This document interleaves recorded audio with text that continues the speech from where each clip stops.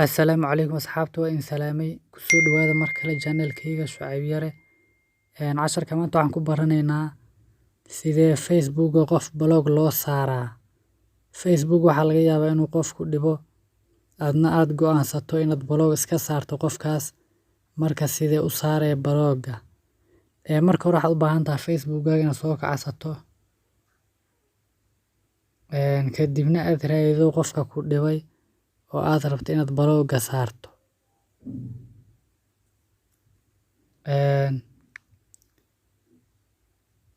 Anada waxaan rabaa qofkan inaan blog saaro.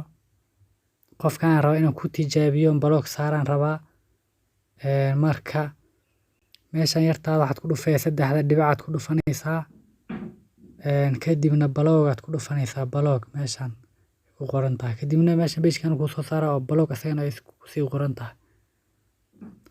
Waa intaas oo kaliya.